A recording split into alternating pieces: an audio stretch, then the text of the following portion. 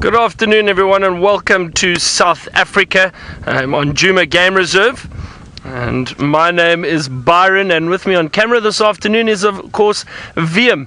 Now, we've started out with a nice, as I said, unusual duo. We've got a female Nyala and a female little Steenbok, and they're busy enjoying these green grass shoots that have come out after the rains that we've had recently. And we've got Megan in the final control with us. And then, of course, the team in the Mara will be joining us too this afternoon.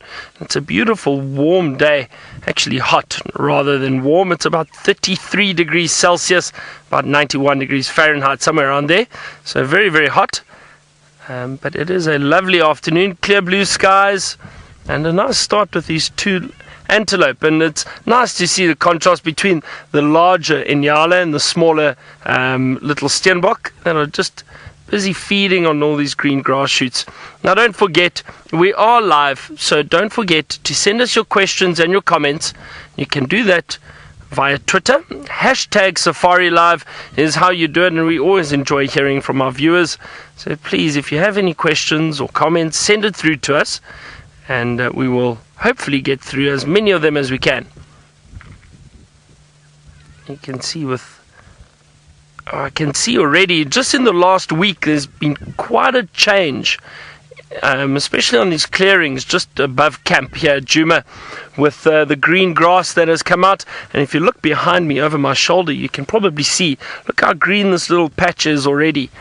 Just from the bit of rain, we've had probably two decent storms in this area and some rain, so it's been wonderful, and it's going to rejuvenate the bush, and very soon things are going to start turning very lush and green. So I can't wait for that. Start getting a lot of the bird species back, the birds that migrate back south for the summer. We've already got a few of them back, but there's going to be an abundance of wildlife very soon again. Not that any of them have left, the animals are always here, but we're going to start seeing a lot of youngsters, young Wildebeest, young Impala lambs, so I'm looking forward to that. Now, our plan this afternoon is we are going to firstly go back into that area where Tristan had Tundi this morning, a female leopard and her cub with a kill, a big male Nyala apparently, so I'm very curious to see that. So we're going to head into that area. Sorry, I apologize. It was Shadow and the cub. It wasn't Tundi. So Shadow and her cub. That's even more exciting. I haven't seen Shadow for a very long time, so that'll be great. I've only seen that leopard once, so I'm looking forward to seeing her. And I'm not too sure how much activity we're going to get now if we go there, but I'm going to make my way just to see what's going on, if any of those two leopards are possibly feeding on that kill. And as I said, with it being very, very warm like this, chances are they're probably going to be resting in the shade, but we'll go and investigate anyway. And then I think what I'd like to do is probably check a lot of the water holes. Maybe we're lucky and we get some elephant moving through, drinking, and some other animals, you never know, but it is hot, so I hope we have some luck with that this afternoon. Hope everybody had a wonderful weekend, and back to work, I suppose, Monday for all of you. That's okay, at least you still got Safari Live.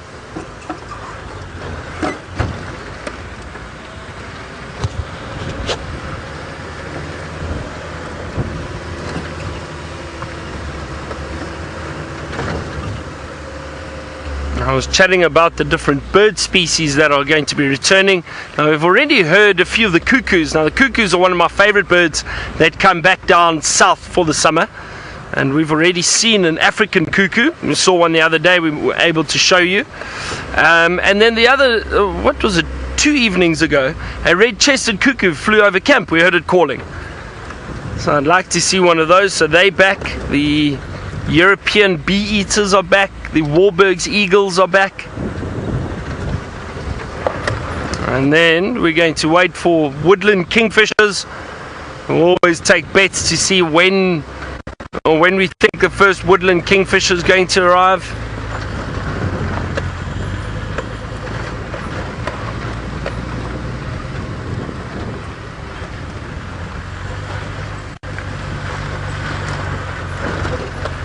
A lot of you are apparently saying you're very happy to see how Djuma's changing and starting to become green again.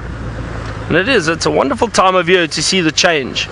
And I mentioned it the other day when I used to work in this area permanently and go on leave, especially around this time of year, go away for 2 or 3 weeks, and you get back and you can see the change immediately when you drive back in. You see all the lush green vegetation again.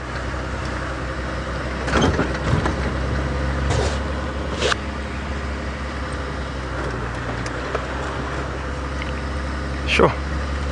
It's a bit warm, heavier.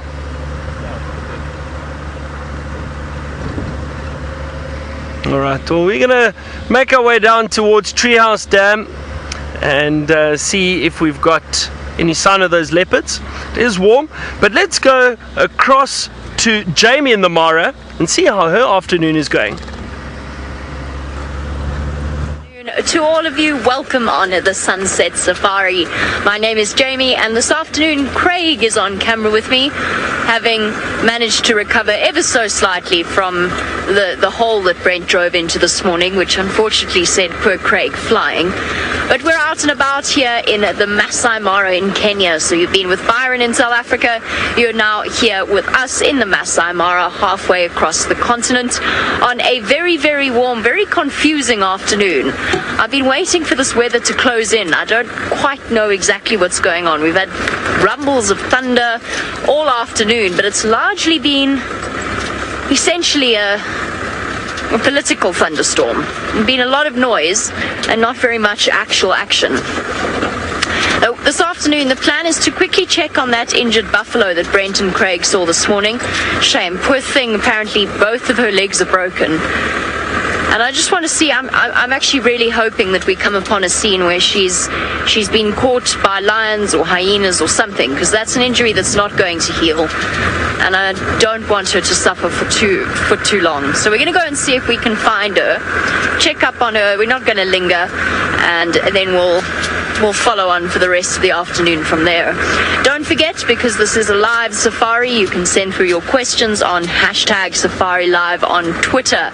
The very exciting thing for this afternoon is the fact that I am hearing Megan's voice from South Africa. So typically how we were doing things before was Megan would have been interacting, or whoever happened to be in Djuma, whether it was Megan or Lou, would have been interacting with the directors up in Final Control in the Mara, and then they would have been talking to us. But now, thanks to the brilliant work of our tech team, I can hear the directors in South Africa, which is really very cool when you think about it.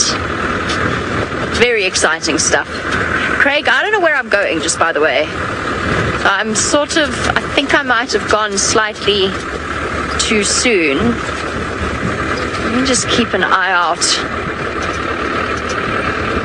For those of you that missed the sunrise safari, you've got a vague idea of the situation. You also know that the female had a calf with her as well. So I'm going to go and find out if perhaps the calf managed to make its way back to the rest of the herd. I can see some shapes, got some ellies up ahead.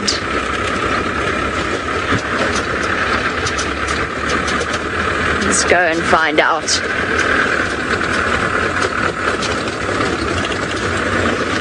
This is a one-way road I've taken. I have made a grievous error in judgment. What the rest of the Mara team is up to is that Scott and Seb have gone across the river, and as well as Tayla and Fergus. So they're going to be spending the next 3 or so days on the other side of the river looking for the wildebeest. Speaking of whom, I believe Scott has made it all the way round to Musiara. Let's go and find out if he's excited to be spending 3 days on the other side of the river.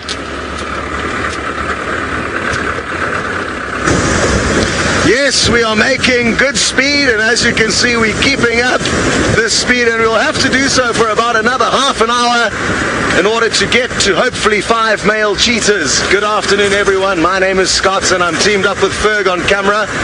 We left camp just over an hour ago, and we drove along the northern kind of outskirts of the Mara Triangle, then around to the Mara Reserve, and into the Mara Reserve through Musiara Gate. As you can see, there's quite a few wildebeest and Thompson's gazelle enjoying these short green grass plains, and that's a result of 3 or 4 days of good rain that we experienced about 3 or 4 days ago.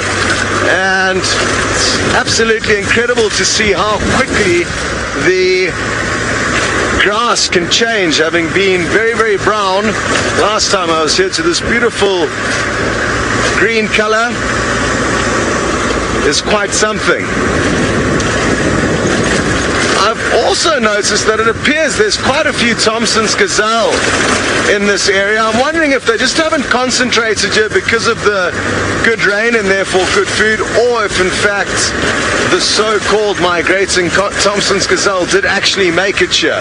It's been a little bit of a myth, or a mystery rather, not a myth, a mystery, this migration. None of us have really noticed increased numbers of Thompson's gazelle, and we haven't quite got to the bottom of why. Okay, well, we've decided to divide and conquer this afternoon. Jamie's in the northern parts of the triangle. Tayla's headed across to the southern parts of possibly the triangle, or she may cross into the same side as the river as me, into the reserve. And she's a lot further south. I'm going to be a lot further north. So why don't you go and see exactly what Tayla's plans are. It sounds like she's in amongst a whole bunch of wildebeest down there. Scott, I'm in absolute awe at the moment. Not only have some of the wildebeest returned, but we've also got a couple of zebra in between, breaking up that dark solid shape, which is really cool. I am so excited. Sebastian is smiling from ear to ear, and that is who is on camera with you today. But of course, you're stuck with me. My name is Tayla, and like I said, Sebastian's the one bringing you all this amazing footage, and hopefully we're going to show him his first crossing today as well, because there's just wildebeest on the triangle side of the river, as well as back across and in the Mara National Reserve. How exciting is that? Lots and lots of them. Just to give an estimation quickly, I reckon there's maybe about between 5,000 and 10,000 wildebeest on either side of the river, all around here. They're everywhere. It's fantastic. Haven't seen any cats just yet, but remember, this is live, this is interactive, so if you've got any questions, you're more than welcome to chat to us. Hashtag Safari Live, and then you can also talk to us on the YouTube chat. But just look at all of this. Now, the cutest thing I think at the moment is not the fact that the wildebeest are back, because there's nothing quite cute about that. That's just impressive to see so many different animals. But there's a couple of little babies here and there, and you might be able to spot some of the topi babies in and amongst the wildebeest, although I can't see any that are standing out right now. But there's a group of topi, and then of course, like I said, breaking up the solid shape is the zebra with their black and white stripes. And there is a nice little group. The stallion keeps watching me as if I'm planning on stealing his ladies, but look at that teeny tiny tot that's about to pop into your screen. It is so cute. There it is, going back towards mom, and mom is very protective of it. We've been watching it move around now for quite some time, and was really sticking right next to mom, just about underneath her belly. She's not there now. She's coming back around. I think she chased another zebra away, maybe getting a bit too close. They can be a bit protective, and it is a very... Oh, right. Now it seems as though we have a picture that is frozen. I'm not sure what it is. Maybe it's my smile, maybe it's the zebra or the wildebeest or the topi, but sorries about that. We'll get everything sorted. Let's go back to South Africa into Byron's car. Alright, well hopefully Tayla gets that sorted out quickly, a frozen picture, and hope they have some luck in the Mara this afternoon. I'm sure they will. There's always a huge amount of wildlife there to see, and lots of lions and maybe those cheetah, hopefully.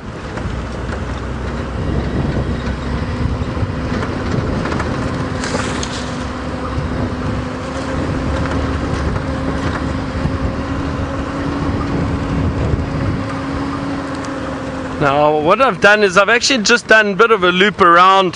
Haven't gone directly to that sighting with Shadow just yet. Just check if there's anything else around that we might be able to see and talk about first. As I said, when it is so hot,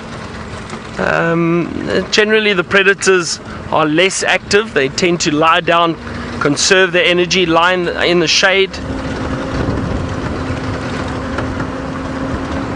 I wouldn't be surprised if those leopards decided to go down to Treehouse Dam and drink at some point during the day.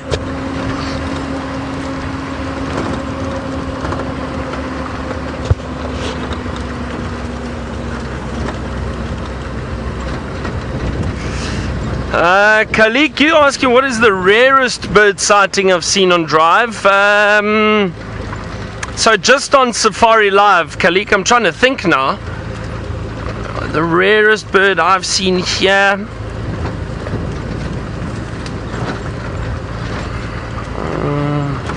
I think those collared pratincoles that we saw them a few times at Chitwa Dam. I was going to say Arathusa Dam. Chitwa Dam. And let me show you quickly, Khalik. Just saying, those are some of the rarest.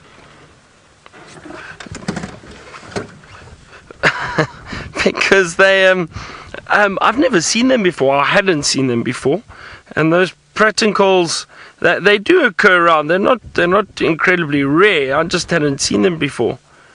The collared pratincoles. So we saw them. Beautiful little birds. We saw them around Chitwa Dam. That was it a few months ago. We haven't seen them again. So they do seasonal movements, and that's why you don't always see them around. But those, what else? What the cuckoo shrike? I think we saw the other day. That was nice. I've only ever seen that once before. And we saw the female. That's the black cuckoo shrike. Also, not a rare bird, but just not birds that you see very often, I suppose. And that's a female black cuckoo shrike. So that was nice to see. I suppose if you've got to go in terms of, birds that are rare and near endangered, the ground hornbills, it's always nice to see them around. The saddle-billed storks, we've seen those. You don't really see those too often. So those birds are nice. That's all that pops into my mind for now. I'll think of some others, Khalik. I'm trying to think if there's anything else.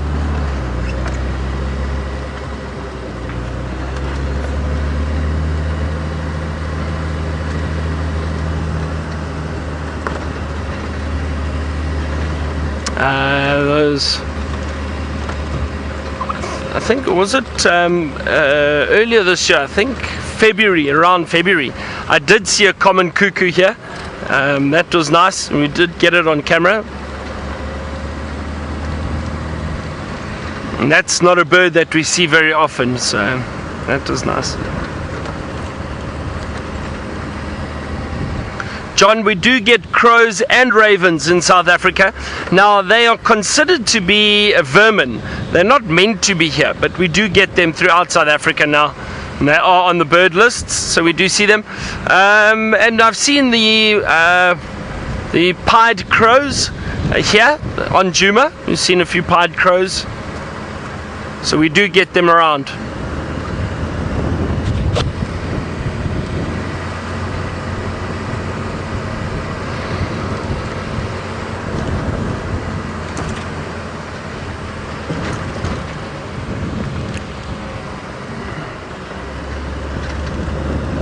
Tristan has done a town trip today. He had to go into town, get all our water and fuel again, refill all of those big bottles that we have here, or containers rather, not quite bottles. So he drew the short straw of having to go into town. I think he did it on purpose. Maybe he was craving a burger or something, I'm not sure.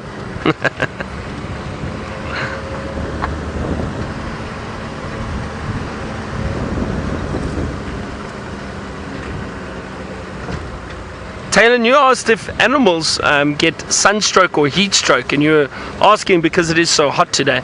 So no, they don't. They don't. The animals all have various ways of keeping their body cool. They will move into the shade. Some of the animals go and mud bathe. They'll throw mud over their bodies or roll in the mud. And so all the animals do have a way of keeping cool, and they don't suffer from sunstroke or heat stroke like we would if we were stuck out here for a number of hours without water.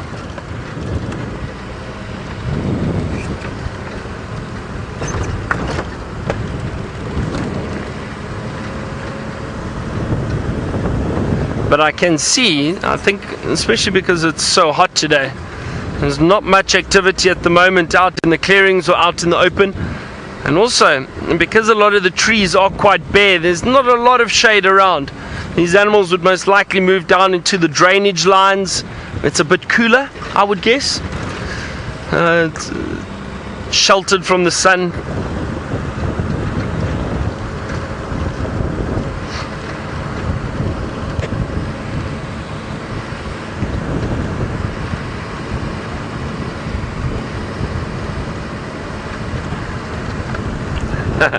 Roshni, you asked what happened to my glasses. No, they still at camp. No, they're here. They're in my bag. So Roshni, the glasses are, you know what, it's generally for long distance viewing, rather, I suppose. And I usually wear them at night when I'm back home driving in the city or whatever. Nighttime driving, then I'll usually wear the glasses. My eyesight isn't too bad. It's more just, I think what happened with those allergies, my eyes were quite sore. Those allergies I had 2 days ago, and they just helped a little bit. So I put them on, but I'll probably put them on again at some point, maybe at night. Excuse me a second. I just want to update one of the other guides out on drive. Good afternoon, Henry. Byron here from Wild Earth. No updates for the afternoon just yet. I'm heading down towards Treehouse Dam to follow up on that shadow sighting.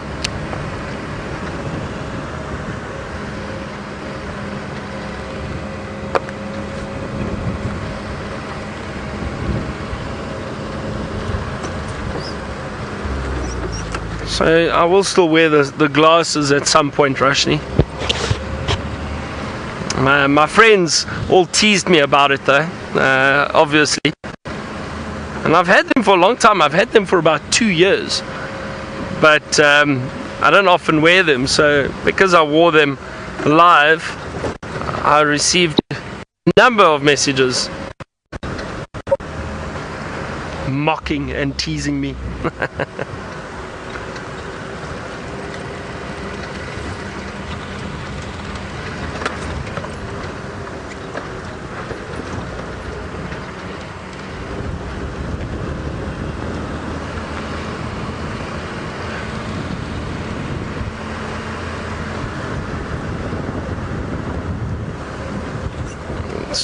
Excuse me.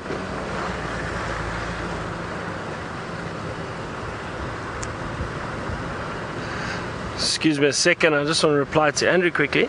Good afternoon, Andrew. Yeah, no problem, you can make your way into that area as a second. Well, I'll update you as soon as I get there. I'm not too far. I'm on Philwan's cut line now.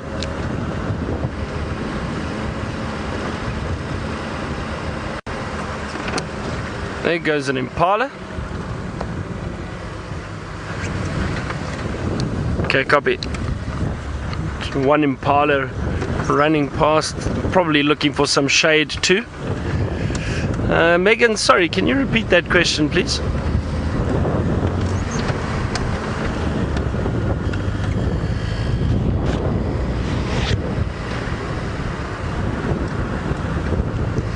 Cheryl, you were asking how far is the nearest town. I assume you want to know how far Tristan has to drive. Well, it takes about an hour and a half to get there from here. That's actually the nearest major town. I suppose you could call it a major town. Hoedspruit. So that's where Tristan headed off to today. There are some communities in that which we drive through outside of the game reserve, but it's not really a proper town. There are some filling stations, gas stations, I suppose, for our American viewers. Call them gas stations. We call them petrol stations in South Africa. The petrol station, or the filling station. So there are a few nearby, about 20 minutes, half an hour drive. But then the nearest major town where we get all our food and other supplies and anything else that we need, Hoedspruit, it's about an hour and a half drive.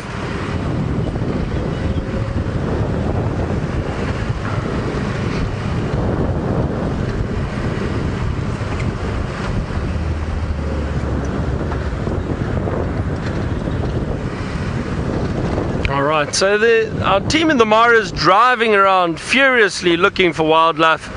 So they just in certain dodgy areas with signals. He's stuck with me for now. Sorry everyone. But I'm not too far from that sighting that Tristan had. So we're going to head straight into that area and go and have a look. Problem is, I know the signal over there for us wasn't very good this morning. So I'm hoping it's a bit better this afternoon. We'll see.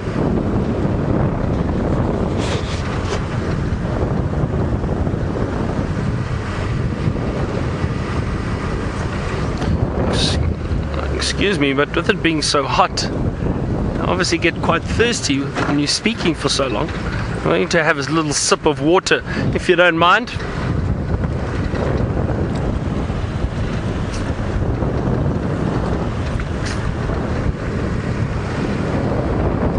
There's a nice big warthog over there.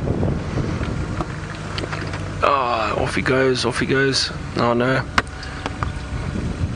Often typical of the warthog, as soon as you spot them, some of them will stand and wallow around. Others get quite shy and they tend to run off immediately. And you see those tails raise up as they run through the long grass.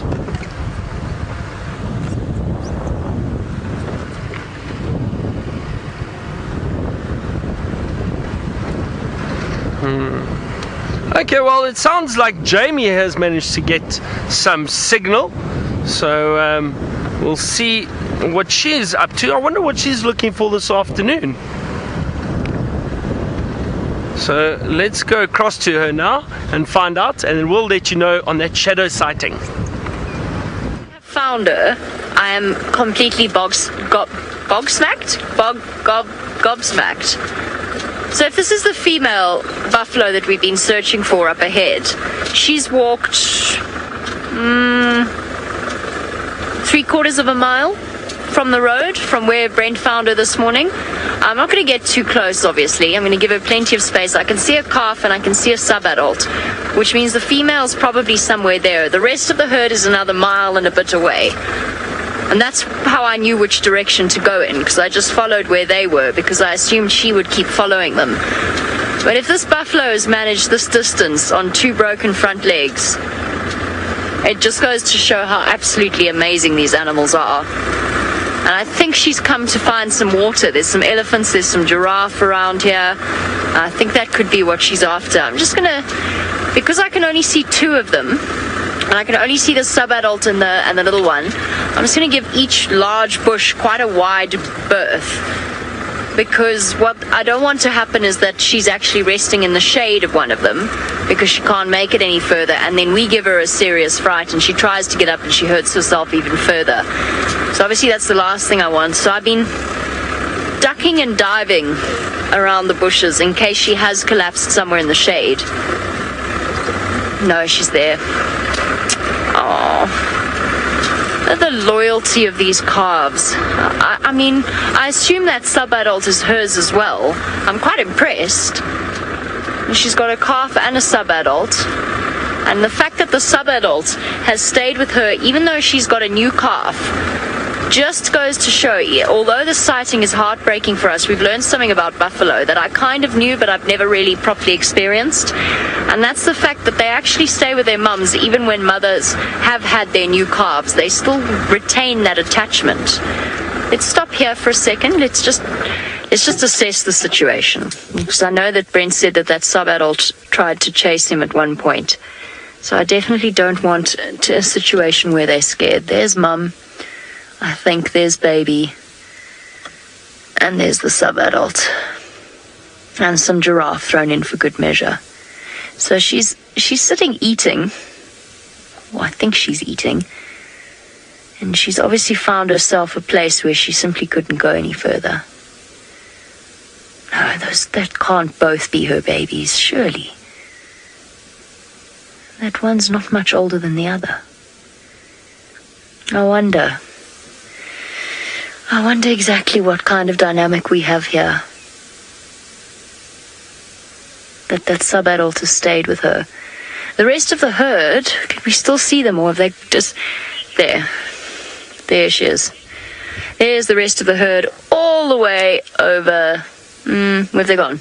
I've lost them now. There. There. There's the herd all the way over there. Shame. So she tried to keep up with them.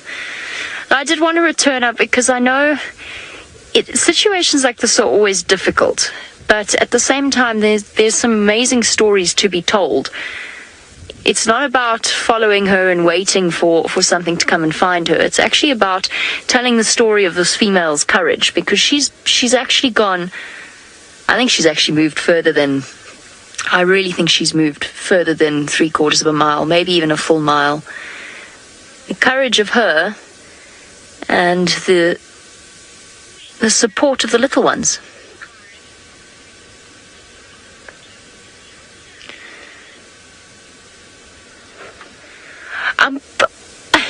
I'm pretty sure I misheard this. I'm really not quite sure, but I think I misheard this. It sounded like what Megan said to me is that it sounded like she said Byron is sitting in Treehouse Dam with a hyena, but I think it might have been like a hyena.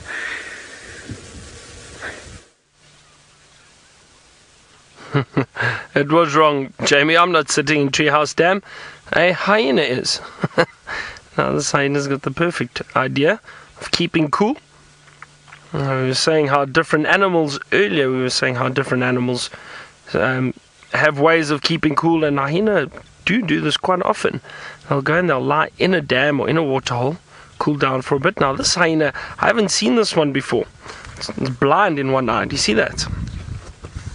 That you can actually see it's got a kind of a glossy glaze over that eye.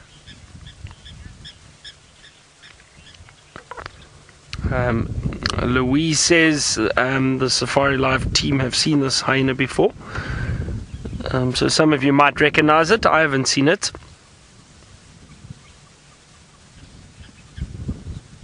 Oh, look at those teeth. Right in the dam. Look at that. Oh.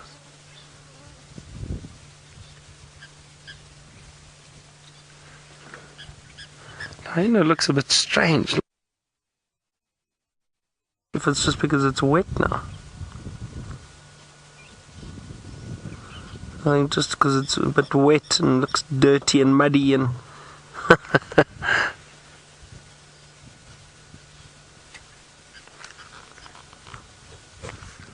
Well, it was a nice surprise. See a hyena in the water for a change. Just cooling down. He's probably going to go find some shade. Now, I'm trying to think. So I think that hyena is possibly in this area because we're not far from that area where Shadow had her kill. So I'm hoping that the hyena hasn't stolen any of the food from those two leopards, but we're not too far, so we're going to have a look. Now, Fernando, you asked, is it true that hyena males are never dominant over females? And that is true. The females are bigger, and the females are the ones that are more dominant within a clan. They are the ones that basically control the clan. So they are larger than the males and more dominant. So it is true that males, look, if a big male, I suppose, could be more dominant over a younger female, but generally speaking, within a clan, the females are more dominant and bigger than the males. Alright, let's drive around. I'm not sure what our signal's going to be like around here, but let's hope we don't lose anything.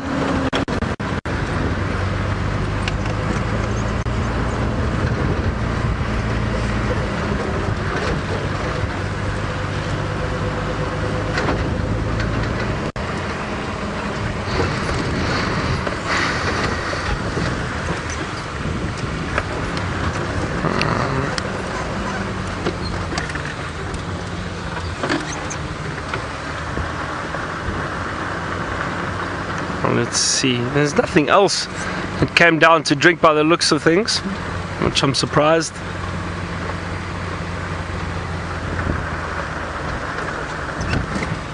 And no sign of any elephant yet either. Now, VM, you will have to direct me into the sighting. Was it through there? Just follow the hyena. Is it? Okay. I thought so. VM says just follow the hyena, it's going straight there.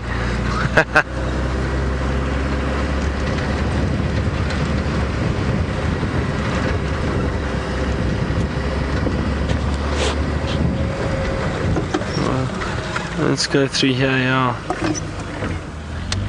Let's have a look, try and maneuver through the bush. I can see Tristan's vehicle tracks where he drove off here this morning.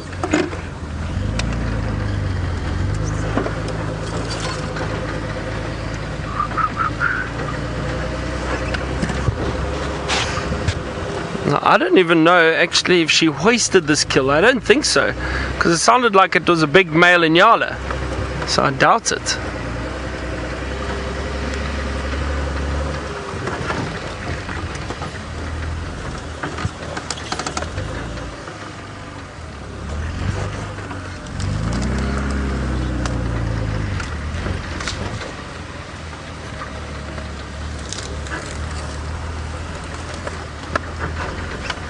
I'm just having a look through here, trying to just make sure I don't miss these tracks. This is still right, have you? Yeah.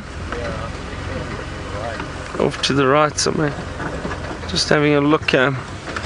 I've got some branches, hold on.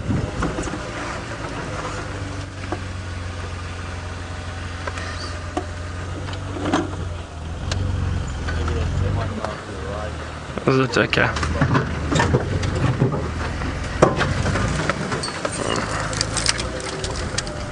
This isn't going to work. Sorry, I'm thinking about finding a route through here. I don't want to smash these big branches. It takes a lot of concentration driving and finding your way through these areas where there are thicker stumps and branches.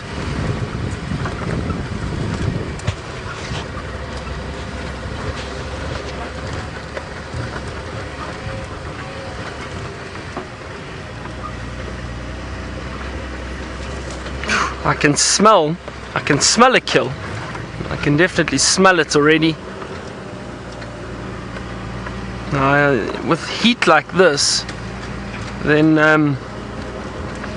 that kill will probably start smelling quite bad a lot sooner. Oh, that hyena's got it. There's the hyena. That's unfortunate. See, as I was saying, I was hoping that the hyena hadn't found this kill, but the smell was obviously too much, and it obviously stole it from these leopards. Now I wonder if these leopards are still in the area. We'll have to look around. I'm just scanning at the moment. With it being so hot, I wonder if they didn't decide to go for a drink and move off possibly.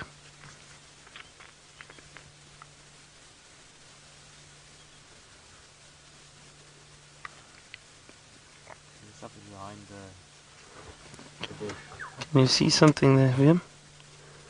Through there. Yeah, I think there's behind there. There's something moving there. Yep, there's a leopard. It is a leopard indeed. Moving through there. I'm going to move around. Hold on a second. Awesome, awesome. So that is a leopard moving behind there. Now I wonder if this hyena was here earlier or if it's just arrived. Let's have a look and see what's going on here.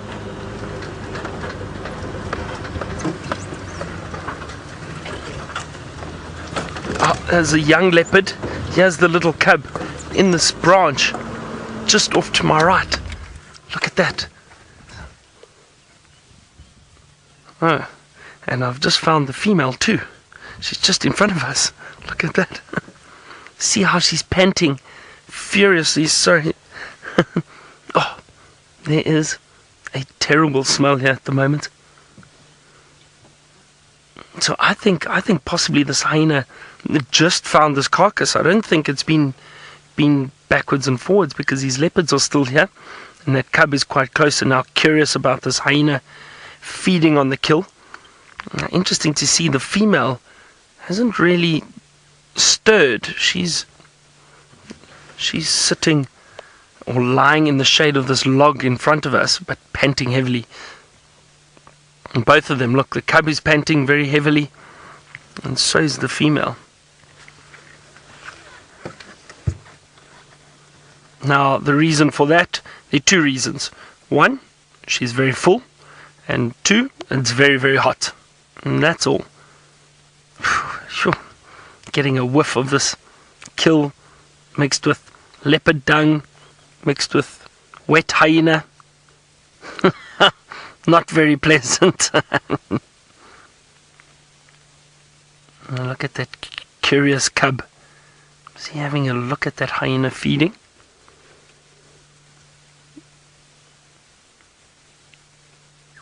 Now, some of you might be a little concerned and worried and possibly thinking, what if that little cub gets too close to that hyena? Now, I heard something quite interesting the other day from a very, very well-known tracker who's worked in this area, basically grew up in the Sabi Sands. His family had a village here before this was actually part of the game reserve. So he grew up living off the land. And I was chatting to him a little bit about leopards, and he's probably one of the first trackers that got to habituate and view leopards within the Sabi Sands. His name's Elmon Mtlongo, and I've worked with Elmon for a number of years, and I know him very well. And I was chatting to him about hyena and leopard cubs. And now, a lot of the times we say, we've got to be careful because the hyenas might kill the leopard cubs. He was saying that the hyenas don't often kill the leopard cubs, that we sometimes mistaken. Now, I'm trying to think. I cannot remember ever seeing leopard cubs being killed by hyena. I've seen leopard cubs and know of leopard cubs being killed by lions and other leopards, and mainly male leopards. But I cannot remember a time where hyenas, that we know hyenas have killed cubs. And I meant to actually mention this to Tristan, and I wanted to chat to him about it and see if he can remember of any scenarios up in this northern section of the Sabi Sands, because I haven't been here for very long.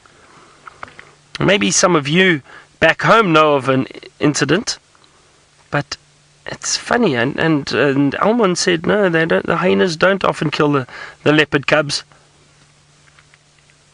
Amazing how well that young leopard disappears in the thicket, but look how curious and inquisitive it is. It's moving closer to the hyena.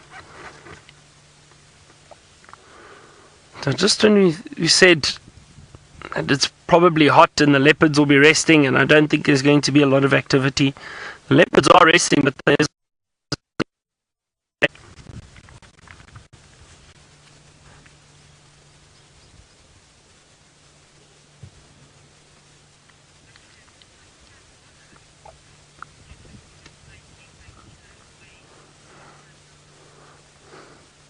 our proud cat mama, you asked if these leopards would ever try and chase a hyena away.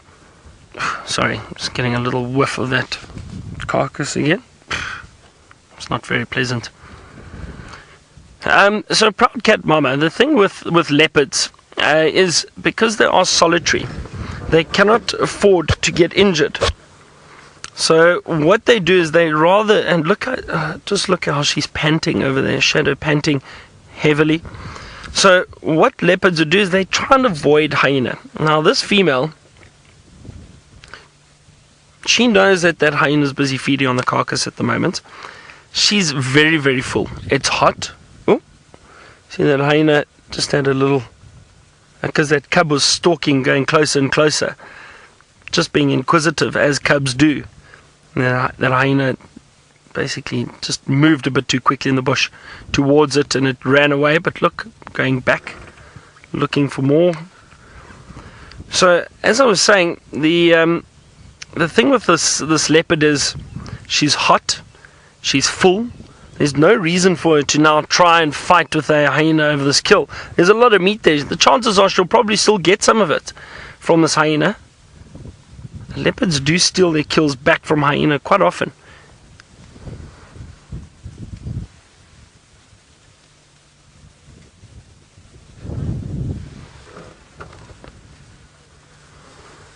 See the cub busy watching again.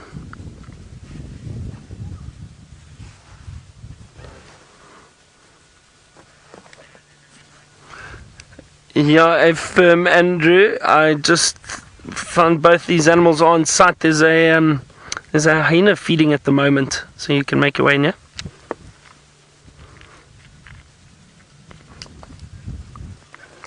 All right. Okay, well, I'm going to sit around here for a little while. Let's see what happens. It would be nice if we could find some shade, but I don't think we're going to. We're going to sit and wait and see. So let's go across to Jamie in the Mara and see what she is up to. Well, speaking of seeing what happens and how situations play out, I don't want to keep you too long from Shadow and her gorgeous little cub, but I want to show you something amazing. She's not able to run, but she's moving. She is moving. Look at her. She's walking. That's how she's covered all this distance. And if she can keep that up, she could get to the safety of the herd. And if she gets to the safety of the herd, she might just make it, you know. It might be that not both legs were broken. It might be that that was a bad sprain. It's hard for me to tell. I can't see exactly.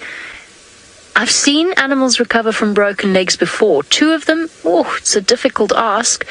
In a land filled with buffalo, filled with lions and hyenas. But her little one has taken it, the sub-adult, has taken it upon itself to be her protection, her security detail, which I find absolutely extraordinary, because we always talk about the maternal bond and the instincts that mothers have to protect their offspring.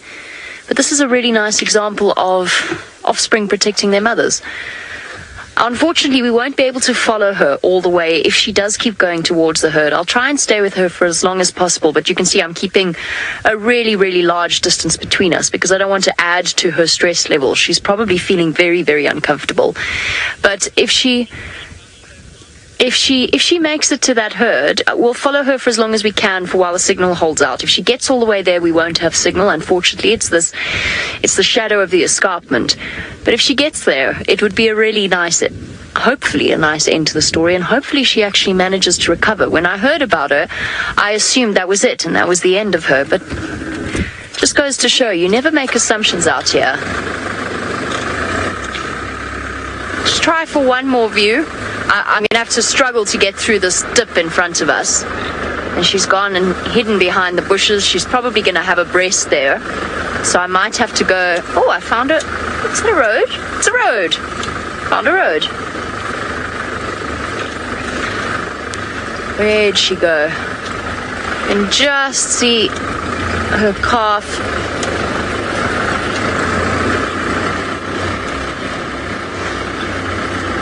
Lynn, it is good to see her to at least try walking, but I mean, she's not just trying, she's actually doing it, and she's covering slowly, but she's covering ground at a fairly respectable pace.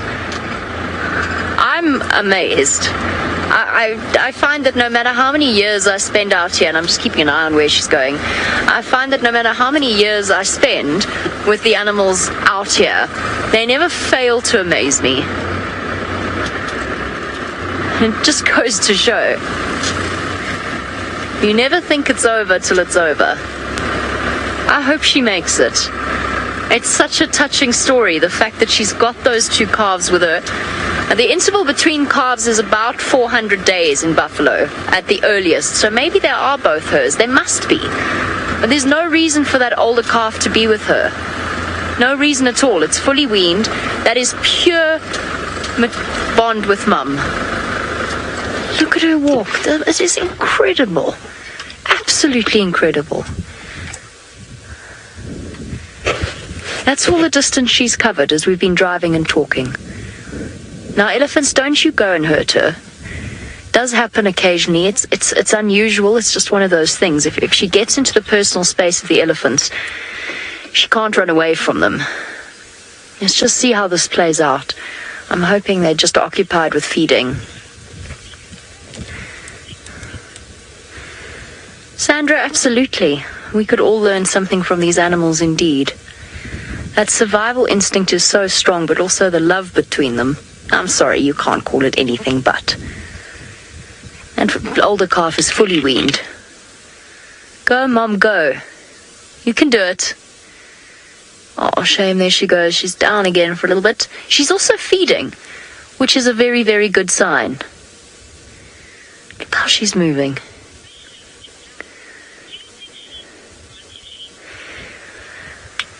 Adele, yes, I think that adrenaline could cause her to run, which is why I'm keeping quite a lot of distance from her. I think in the way that she's walking, yes, she could run. Could she run fast enough? No. From a predator? No. And I don't think she could get away from the elephants if they decided to charge her either. It's unusual, and we tend to think of elephants as gentle giants, which they largely are, but sometimes you get one that's a bit taciturn, in a bad mood, and they do occasionally attack and kill more vulnerable animals. I'm hoping that's not going to be the situation now. I'm hoping we're going to get a display of interspecies tolerance, but let's see how it all plays out. Speaking of interspecies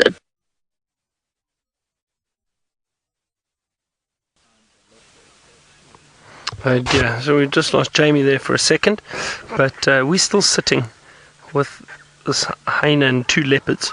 The hyena's still enjoying the kill. But as I said, these leopards don't look too phased. Both of them are very full. The cub's just inquisitive. There we go, you can see it busy watching the hyena at the moment.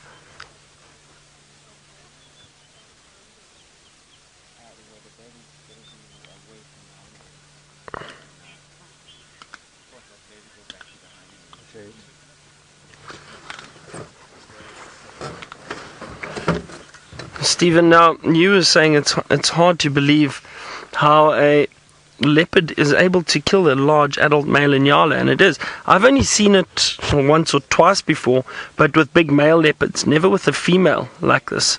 So she did really, really well. Now I wonder if it wasn't an older Nyala that was possibly injured, maybe from a fight, or not as strong and healthy as a younger male. I don't know, but it is phenomenal, and she's done really, really well to be able to kill this Nyala for the two of them. And you can see how full those bellies are. She is so full. She's put her head down, so it just shows you how relaxed she is. She's not even worried about that hyena at the moment. Hyena's just feeding on the kill.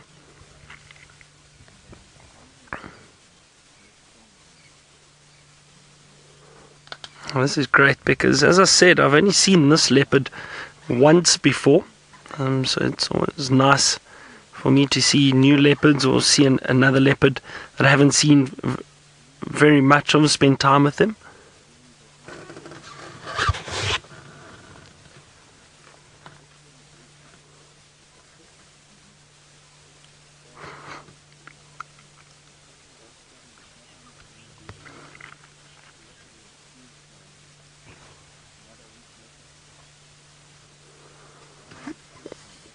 Riti, you just asked exactly what I was explaining about, or explained earlier, just about the panting.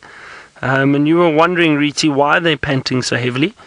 So, well, it's one of two things, really. It's the heat. For one, it's very, very hot, so they're going to be panting heavily to cool down.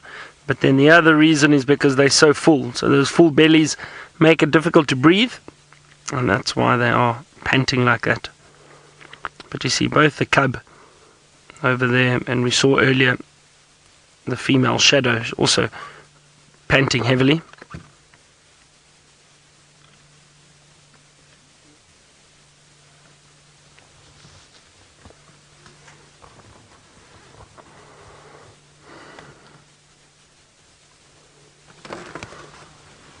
Yeah, it's really quite warm here at the moment. The leopard, I mean, as I was saying, because the branches or the trees don't have any leaves on them at the moment, it makes finding shade quite difficult. And the only little bit of shade around, that little cub's got a little bit from branches there, but then the female leopard has got most of it. She's lying in the shade of a fallen over log in front of us.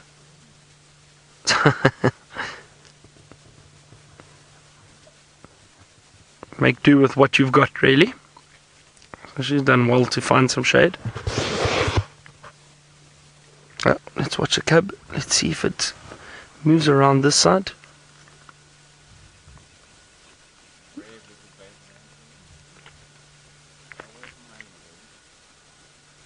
Look at that, very, very curious.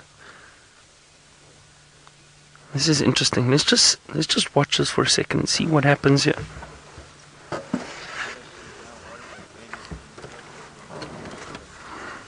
It'll be interesting to see how the female reacts if she sees the cub moving closer to that hyena.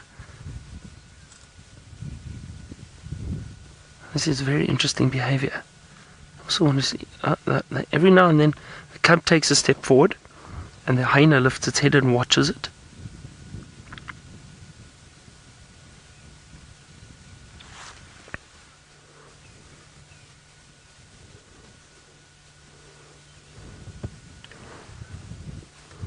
See, this is very, very interesting.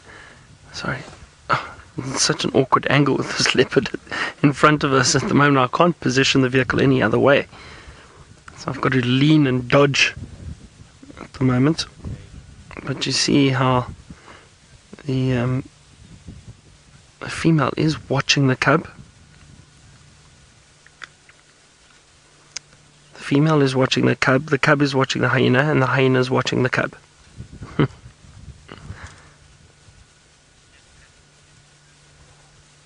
Very, very interesting behavior.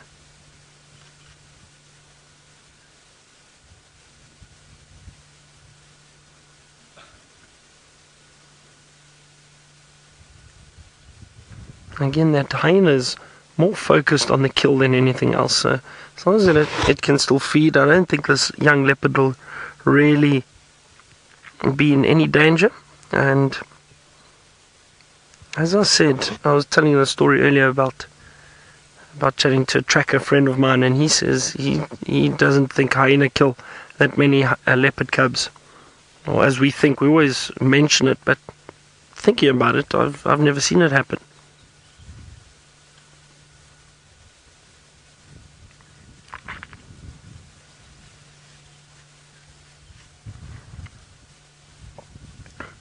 I think this cub is curious because you can see the hyena feeding on its kill, so it probably wants to get in on the action, try and get some food.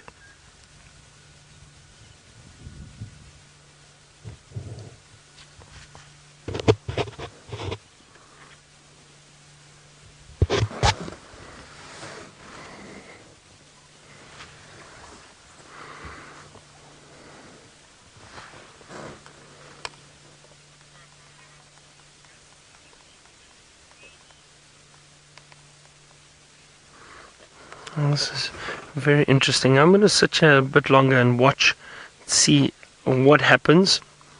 We will definitely keep you in the loop and see what is going on. But let's go across to Jamie, who's also got some different species interacting. Plays out between Byron and Shadow and her young cub. We're going all the way around the lugger, or the drainage line, and we're going to try and make our way back towards the buffalo. You'll be happy to know that the elephants walked past without any incident, which is sort of what we were expecting to happen at that point. But you never know. Sometimes strange things happen in the animal kingdom that we can't quite explain. It's a long way though, I have to say. It is a long way, a long, long way around this drainage line.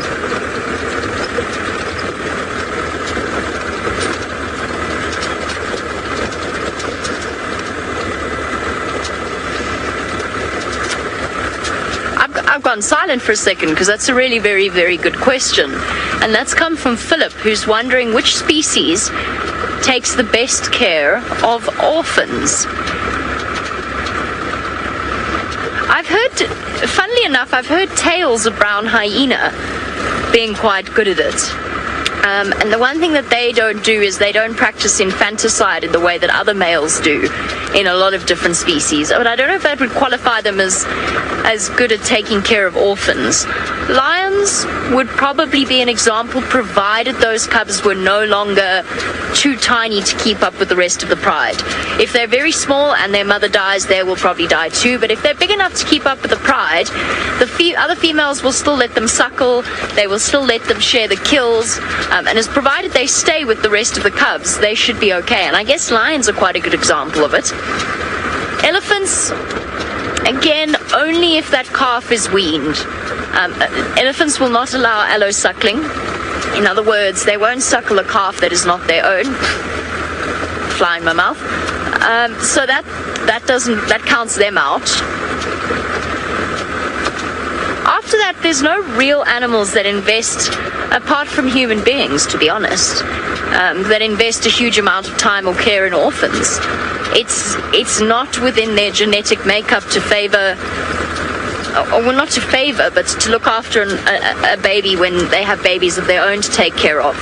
Antelope calves, buffalo calves, zebra foals all wean very early, and so they will actually be able to survive as orphans if their mothers die, provided they're fully weaned. I've seen a situation where it's actually such a sweet scenario, but it doesn't really count, where a young male rhino, white rhino are quite gregarious, so they enjoy the company of other creatures, and his mother was killed, and as he was around about 2.5, so he was weaned. And we don't know to this day how he managed to avoid being poached, but he did, and he got away. And for the rest of the 2 years that I followed him, he made friends with the wildebeest herd. I don't think they really adopted him. He just kind of moved in with them and stayed. But whenever we found that particular wildebeest herd, he was with them. He thought he was a wildebeest. He eventually, as he grew up and he matured, he then discovered the company of other rhinos, and he spent more time with them. I'm not sure that there's any specific species. I'm going to turn the question round and say to any of you, do you know if there's any species that, perhaps outside of Africa, go away flies, that are good at taking care of orphans? And I think when we talk about that, we've kind of got to say when that youngster is not capable of looking after itself. It would be interesting to know. Obviously, you get it in a captive setting. There's lots and lots of stories of females with maternal instincts being given, cats. I've seen a wild cat suckle a serval kitten before, but that's in a artificial situation. You get lots and lots of scenarios where tiger cubs are suckled by whatever else they happen to be suckled by that's not their mother. You get that in artificial scenarios. I don't think it happens in the wild. Okay, we've got a long way to get around the slugger, a very long way. Hopefully we catch up again with that buffalo female, but we'll do our very best. Let's, after our discussions of young cubs and orphans, let's go across to a cub that most definitely is not an orphan. Yeah, not at all, Jamie, not at all. This cub is still very inquisitive. That hyena close by, sorry, that's a female that's still lying in the shade. She hasn't moved. The cub is still close, but now moving off. And now some of you were answering my question about cubs being killed by hyena, and you say you saw Karula's litter before she had that young male and female Hasana and Shongile. So the litter before that, you all said that they were killed by hyena, and that's quite interesting. So, like I said, I'm not saying it doesn't happen, but I think it happens far less than people think. I think most of the causes of deaths of cubs is probably other leopards or lions. I know of cubs being killed by snakes, pythons. That has happened before. Python is a big constrictor that we get out here.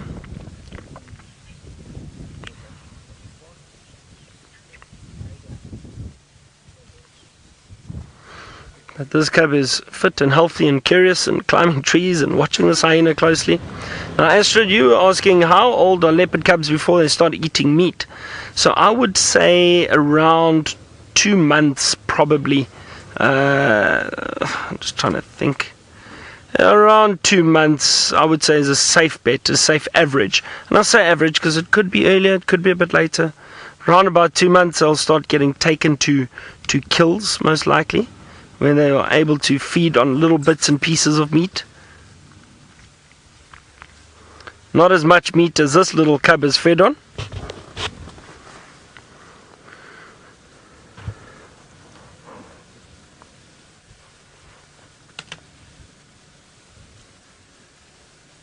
Just hear that hyena still crunching away at that carcass. I'm trying to have a very good look at this carcass. Just the horns and that. See how much is left. But I can't, it's too thick, I can't see anything through there.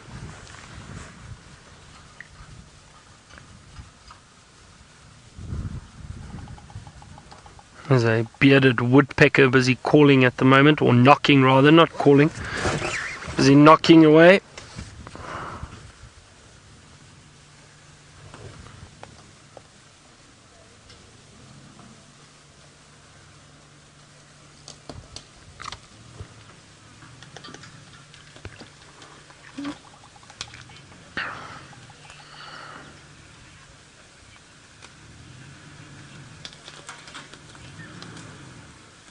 Be Josie lady, you were saying you're so happy that we get to spend some time with Shadow and her cub.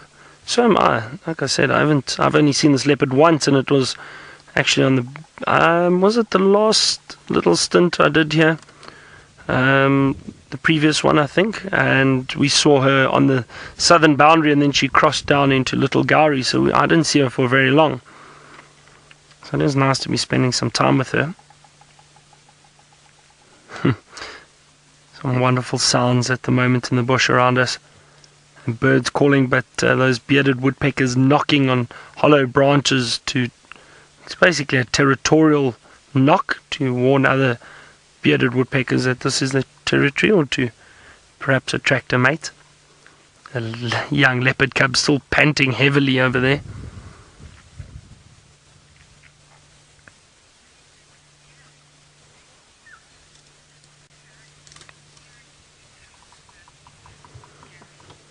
Gary, sorry, let me just again try and move out the way here. You were asking if the spot patterns of the leopards have similarities from parent to cub within leopards. Gary, I don't think so. I mean, from what I've seen in the past, no, they haven't. Things that might be similar is the general shade of the coat. So we've seen female leopards that are generally quite golden in color, a dark yellow golden coloration, and that gets passed down through the lineage. The cubs all get that beautiful golden coat, and some leopards that are a lot lighter in coloration, that tends to get passed on. But in terms of spot patterns, no, it's very unique. Each leopard is different. I mean, their spots all look similar, so I mean, how could we really be sure? But spot patterns around the whiskers and that, for example, that's completely unique. And definitely throughout the coat.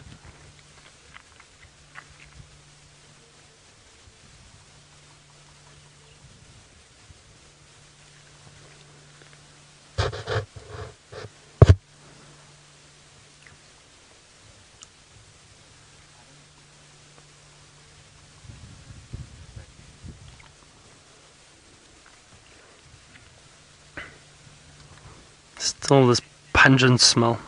Whew. Adele, you asked if Shadow could be pregnant yet, and no, she won't be. Now I'm just trying to think how old the how old the cub is at the moment. I think she's only about, I think that cub's, what is it, 7-8 months, is it? I'm not sure. Maybe a bit younger, 6 months, judging by the size. Maybe someone who's seen this leopard before. I know a lot of you have seen them before. Maybe you can help me. Let me know how old this little cub is. But Adele, I'll tell you now, guaranteed she's not pregnant and she's not coming into estrus anytime soon. And the reason I say that is because she's still got this cub. The cub's still young. She still needs to look after it. Usually the average age for a leopard or leopard cub to leave the mother is about 1.5 years. That's the average age. Usually if it's a bit younger, a year old, it's touch and go whether they're going to survive or not. Okay, so this little cub's 10 months old already, so older than I thought, but still very reliant on the adult of Shadow. So Shadow will not be, she wouldn't have mated or come into estrus yet.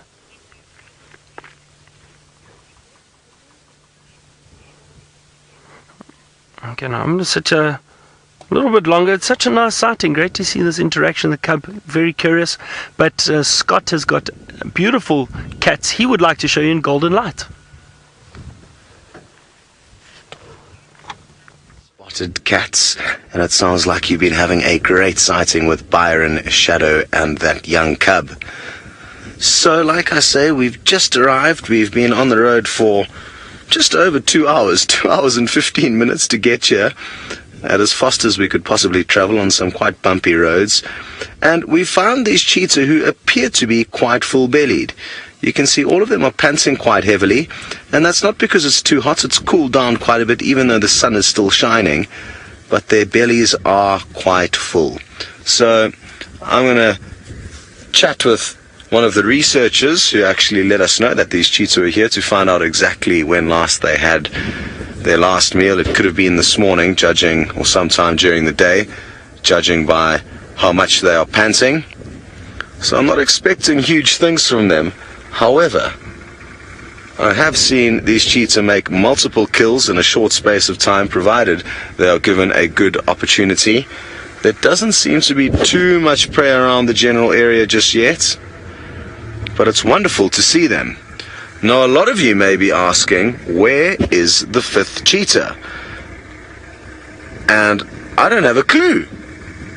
I can only see 4 there, and I'm pretty sure since we arrived it's only been those 4, and usually there are 5 of them. Now you'll notice one has a collar. His name is D'Artagnan, and he's easy to distinguish, but we haven't quite worked out who the others are yet. It is definitely possible. I know you were chatting about spot patterns with Byron, and all of these cheetah will have unique spot patterns, but I personally just haven't had the time to study them close enough to work out who they are, but it is something I need to do. You can see the one on the right's calling.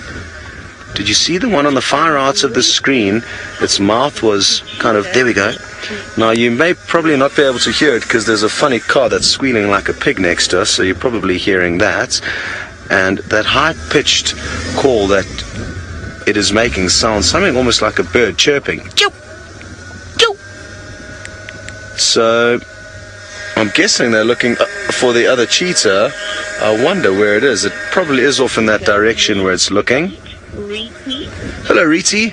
You would like to know, how often do these cheetah need to eat? And it really does depend. It can be every 24 to 36 hours as a kind of general rule, and that is over the last 3 or 4 months that I've been lucky enough to spend quite a lot of time with these guys. I've worked out that from one meal to the next is usually a 24 to 36 hour period.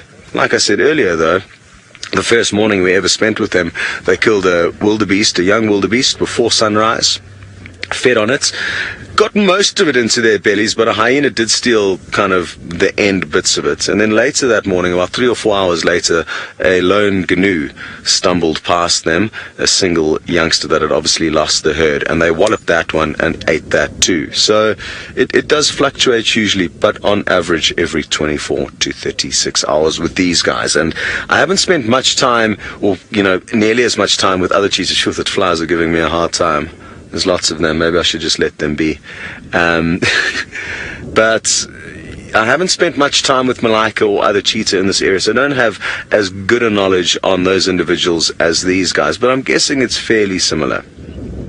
I guess though, Riti, as you know, with all predators, it's as and when a good opportunity presents itself to them, they will take it. And I guess they're not quite as they don't monopolize on the situation as much as the lions do when the going's good. I think cheetah are not quite as greedy and may not kill as many animals in one sitting as prides of lion do, especially during the migration months, but they certainly will eat as much as they possibly can.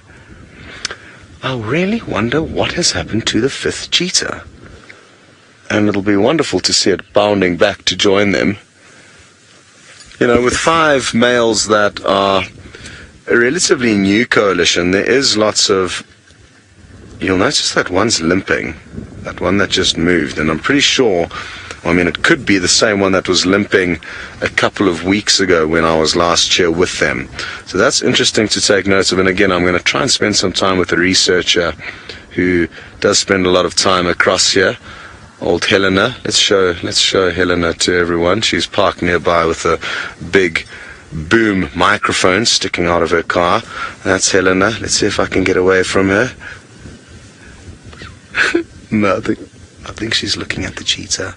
And what she's doing with that massive microphone is she's been doing research for many, many years on cheetah and their vocalizations, and she's trying to work out what exactly these cheetah are saying to one another. So she's doing some really interesting research, and this will be a great opportunity for her to capture these cheetah trying to call their missing individual. I'm wondering now if you might be able to hear them call. Let's listen carefully. Listen very carefully, because the audio is coming through quite strongly now, and I would like you to hear this call. You may just pick it up. If it turns its head toward...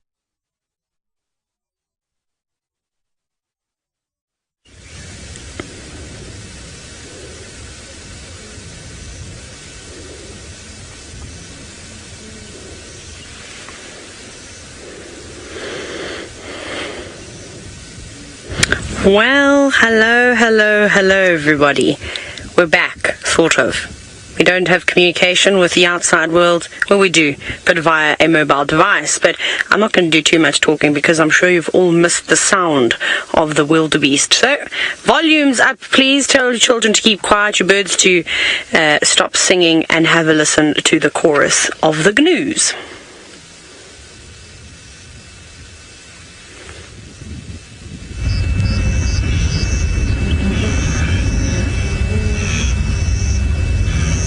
It's a very soft hum at the moment, isn't it? Not really too much noise going on just yet, but I suspect that that's going to change. They get really, really loud, of course, when a lion walks through the middle of the herd of them, and then it's a deafening sound, well, between them crying out and shouting lion, lion, and also their feet stamping down on the ground. It makes it particularly difficult to hear anything else that's going on. Even the distress call of an animal could become drowned out with the sound of these thousands of wildebeest. Now, you won't be able to see all of them, but we are surrounded by wildebeest 360 degrees. So we're around the Mara River, Purungat Bridge, the Mara Bridge.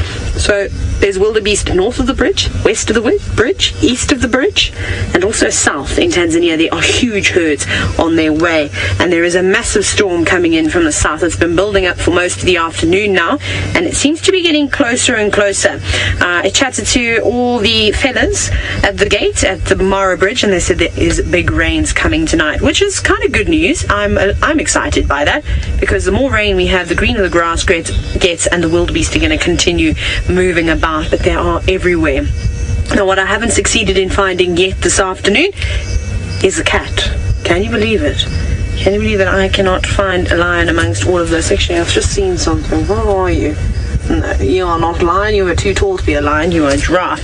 They're very far away though, but I'm looking out around here. I haven't seen too many people in the park, so I haven't really been able to ask them if anything has been spotted in the terms of lions, leopard or cheetah.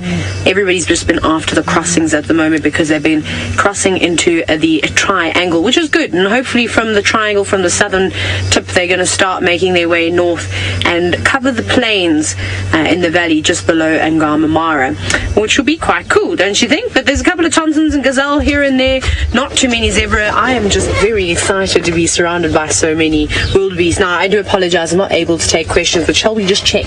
Should we check on the mobile device what Rebecca says? Rebecca says, or I was communicating with Rebecca, Megan is directing, however, I still just have live. Just double checking. The signal is not great here either, so there's a bit of a delay too, but it's just really is great to be surrounded by all these animals again, and I think we're going to get lucky over the next few days. I can't stop looking. I know I'm supposed to look at the camera, but it's so hard when there's so many animals about. We might even get a spectacular sunset. This could be quite a nice spot. We need to get lower than the wildebeest so we can start doing silhouettes again. Silhouetted shots of the animals are my favorite. Now, what we're going to do, we're probably going to go and check around to see if we can find a car and find out if there were any lions. We'll just find some lions. Jamie has not seen a cat today in the northern parts of the triangle. Let's go see how she feels about it. Oh, I'm not looking for cats. I did actually see a cat on my way down. Well, that's an exaggeration. I saw where the cars were parked at the Lions. But I'm not looking for cats today. Today I'm following the tail of the buffalo. And if it happens to include cats, well, that's probably going to mean a sad end for the buffalo. So I'm kind of hoping to avoid them for this afternoon, which I shouldn't say. But I am. I completely am. I'm hoping, I know we shouldn't choose sides and all of that, and it is all part of nature, but I'm rooting for the buffalo. And I'm rooting for her two little ones as well, as they've shown a great deal of loyalty. Well, I suppose it's instinct, but that's the human part of our interpretation. We're still going round. It was a long way around one very large drainage line with very steep sides, and I had a road up until recently, but it was taking me in the wrong direction. So I've abandoned the road, and we are going off on a quest of faith through the slightly long grass. I don't know about those hundreds of wildebeest that Tayla's with, but if they want to come here, there's plenty of grass still. Lots and lots of it. It's really all neatly packed around the holes that the tires keep finding. So I know where I'm going, and I memorized the tree that I'm looking for as a landmark, because it does get a bit confusing on occasion. There's also some large elephants that will help us find them again. They also work quite well as landmarks. Moving landmarks, though, which is not really a feature of a landmark that you want when you're trying to find your way. And come here, let me just drive at the sun. Should see me go the right way.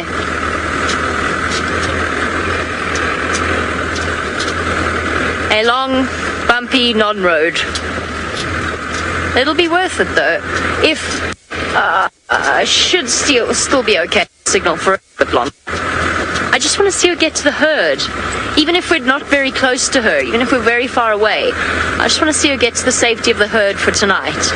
And the sun is a ticking timer for her.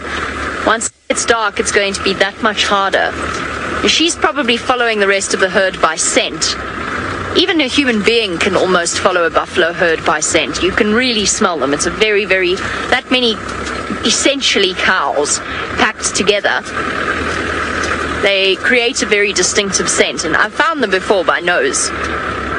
So if I can do it, she can. Alright, we're going to continue on our... Oh, I found another road. Continue on our very long trek in the direction of the buffalo. In the meantime, Byron hasn't moved very far at all. He's still with Shadow and her cub. We have indeed stayed in this position. However, the leopards have moved, so Shadow's just moving around, and you can see she's still got that little bit of a limp, but obviously hasn't affected her. There she'd just come back to lie in the shade. Now the reason she moved is that hyena moved off but dragged some. Oh, there's the cub. I'm sorry, it's just moving out in the open, straight ahead of us. The little cub moving there, straight towards that hyena. Well, the hyena dragged the carcass off in that direction, not far from where it was, just dragged it a little bit, trying to get it away from the leopards, because as it moved, the leopards, both leopards, and especially Shadow, got up. She was possibly trying to see if she could get that carcass back.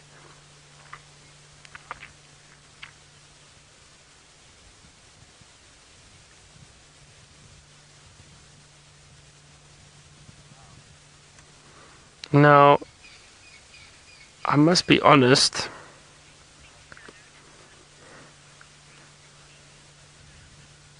We had a better look at that carcass. There wasn't much left on it, and when I had a look, it looked far too small to be that of a Nyala. I don't know. There wasn't much left on it. I don't know if it was an Nyala or if it was in fact just a big male Impala. Tristan might shout at me later if I get it wrong. But I want to try and see that carcass again. For when he dragged it away, that hyena dragged it away, it looked like an Impala, I must be honest. I know Tristan said it looked like an Nyala this morning, but I don't know what view he had. Oh, that hyena just chased the cub. See, that cub just got a little too close. But you see how quick and agile that cub is. And the female hasn't even moved. Shadow's still lying here, not phased at all.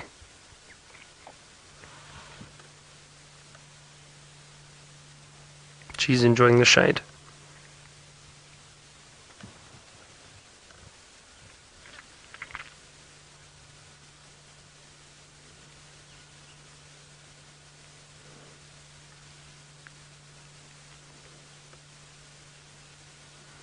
It's a wonderful interaction, though.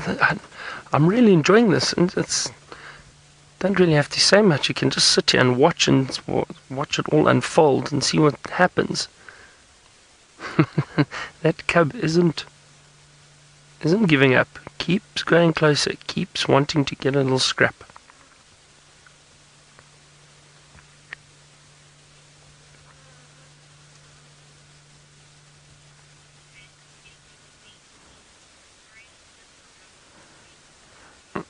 H. Macy, you say, what a brave little cub.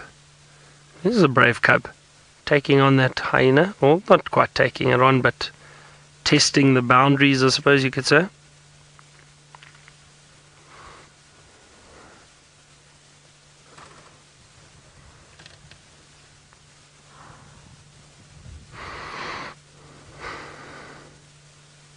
It's a bit of a cool breeze at the moment, slight cool breeze. It's wonderful. It's really wonderful. Okay, well, I'm going to sit with these leopards and hyena a little bit longer. Let's head back all the way to the Mara, and Scott's got some signal, and he's got cheetahs on the move. Let's go have a look. Now, you'll notice this cheetah's limping as well, and 3 others. So 3 out of the 4 that we've seen are limping. The 4th one seems okay. The 5th one is missing. And what's interesting is that these 5 males did kill another young 4-year-old male cheetah recently. And who knows what kind of a mess they got themselves into last night. Yesterday afternoon, all 5 of them were seen together, all in okay condition. Now there are only 4, 3 of which are limping.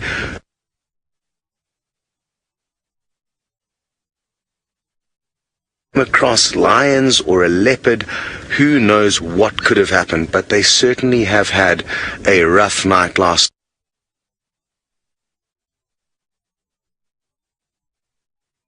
Is calling out wildly, desperately trying to find that other coalition member. It's actually very, very sad to watch. You can see they're panicked, distressed, limping along, moving quite quickly.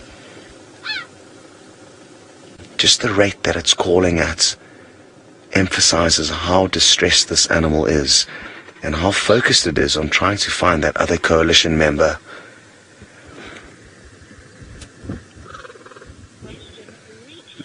It's definitely this individual that's the most... It's definitely... Listen to that call, that's really interesting.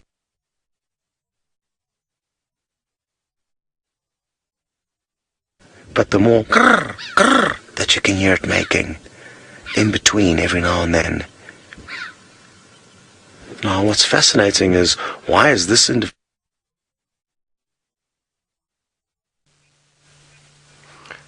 Yeah, it sounds like our signal is a bit dodgy in the Mara at the moment, but have a look.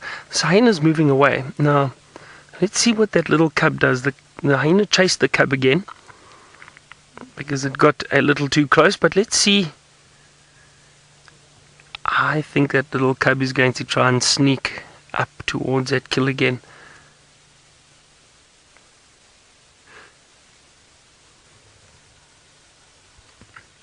That hyena is very protective over that kill at the moment. Doesn't want to lose it, even though it seems pretty full. Quite a lot to eat there.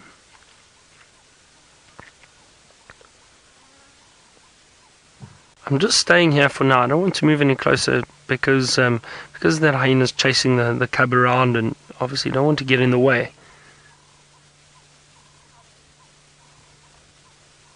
Oh, I think, the little cub's up in the tree. There we go. Beautiful, beautiful view. You see, that little leopard cub knows the best way to get away from a hyena is just to climb a tree. The hyena is now moving off. Now let's see what happens.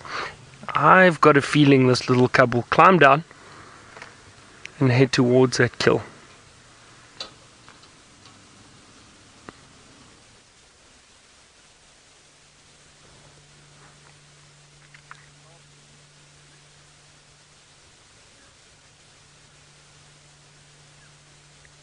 Beautiful long tail. The lion is moving off now. I think it's decided it's had enough to eat. Probably not interested in chasing a young cub. Now Shadow's moving. Hold on, she's very close to us. Watch out. Don't move too much, Liam. Don't want the leopard growling at you. There we go. She's right in front of us now. It's amazing. It's almost as if she heard that. Well done, Liam. Through the bull bar. There she goes. It's amazing how intelligent these animals are. Look, the cub's climbing down the tree now too. There it goes.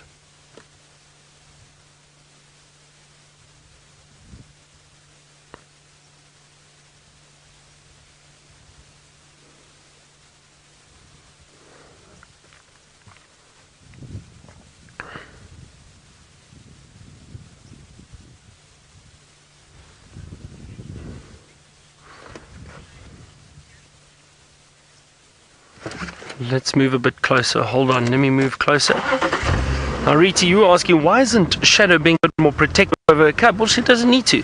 Cub's 10 months old. It can basically take care of itself to an extent in terms of getting away from predators. It can run and jump up into a tree if it wants to. So there's no need for her to be very or overly protective. Let's just have